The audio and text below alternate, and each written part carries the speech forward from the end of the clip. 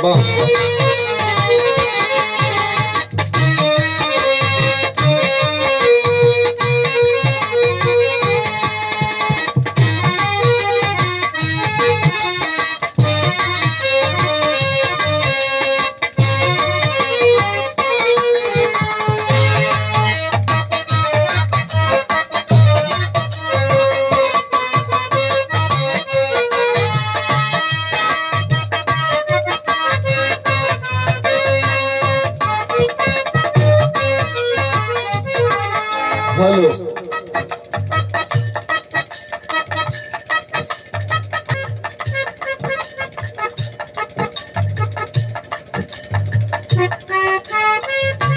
हम क्या कहें, हम बड़े भी सामने बोलने लायक भी नहीं है। बिहार जगत के युवा कलाकारों में आप लोगों का बहुत बड़ा नाम है। बिरहा सम्राट विजय लाल यादव गुरु जी के बाद नई पीढ़ी में उत्तर प्रदेश के युवा कलाकारों में उपेंद्र लाल यादव जी बड़े भैया का बहुत बड़ा नाम है। और बिहार से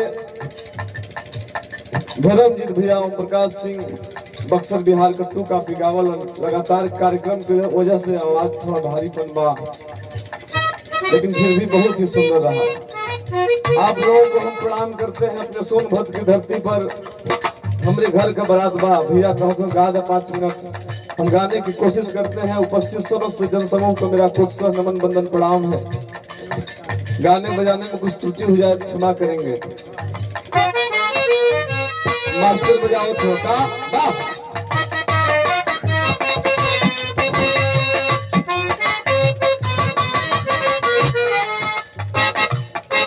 कुछ तो कहा,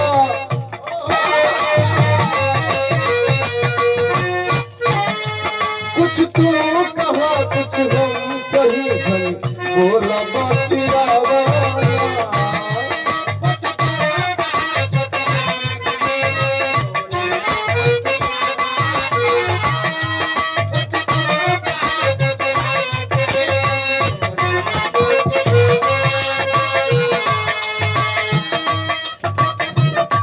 चुपचाप कबे चल मारू धनी लगे तनिया वाला।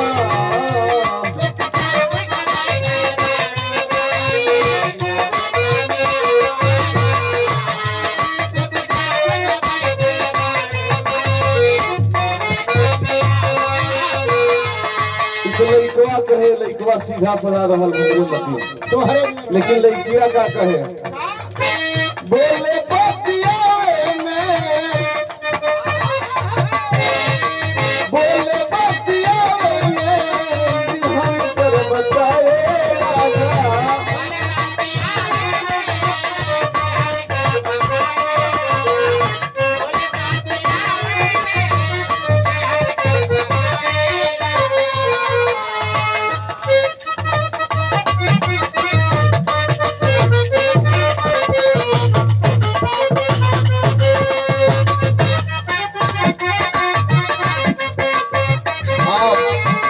धर्मजीत यादव भैया कैमूर बिहार से बिरहा के सुपरस्टार कलाकार हैं। आपकी तरफ से बहुत रुपए का पुरस्कार, सुंदर माला।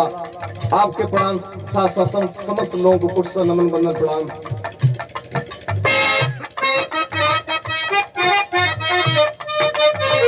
बोले